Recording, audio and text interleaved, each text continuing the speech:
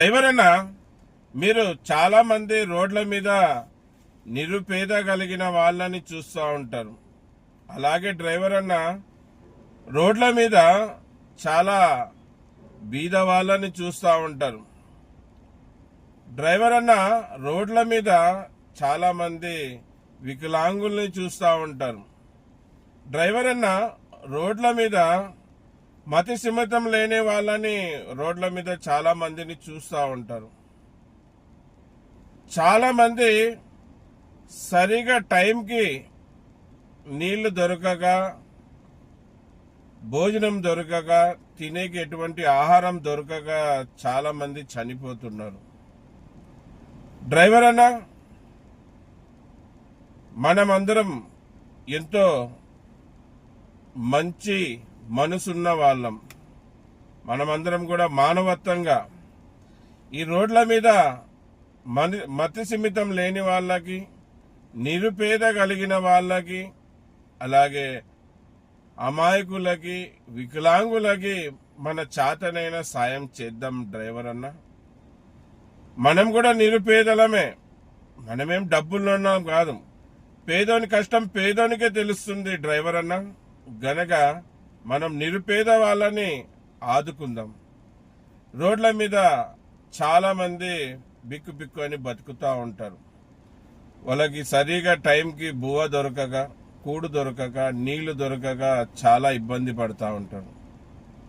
నేను కూడా ఈరోజు ఒకరిని చూసి నా మనసు చాలా బాధ కలిగింది. ఎందుకు ఇటువంటి పరిస్థితి వచ్చింది అతనికి అనుకున్నాను. నేను కూడా వాళ్ళకి వాటరు అలాగే ఫ్రూట్స్ తెచ్చి ఇవ్వడం జరిగింది. మళ్ళీ రోడ్ల మీద చాలా మంది ఉంటారు, మతి సిమితం లేని వాళ్ళు. అలాగే ఇంట్లోంచి తల్లిదండ్రుల్ని బయటికి దొబ్బిన వాళ్ళు, చాలా వయసు పెరిగిన వాళ్ళు, పెద్దవాళ్ళు ఉంటారు. అలాగే ఏమీ చేతకాని వయసులో ఎక్కడో ఒక దగ్గర ఎవరో ఒకరు ఏదో ఇస్తారని ఎదురు చూసే వాళ్ళు ఉంటారు. మళ్ళీ బీదోని బాధ, బీదోని కష్టం బీదోనికే తెలుస్తుంది. మనమందరం కూడా నిరుపేద డ్రైవర్లం, మనమందరం కూడా బీద డ్రైవర్లమే. మనం తింటూ వాళ్ళకు కూడా తినిపించుకుందాం. మనం ఒక ముద్ద తిని వాళ్ళకు ఒక 2 ముద్దలు తినిపిద్దాం.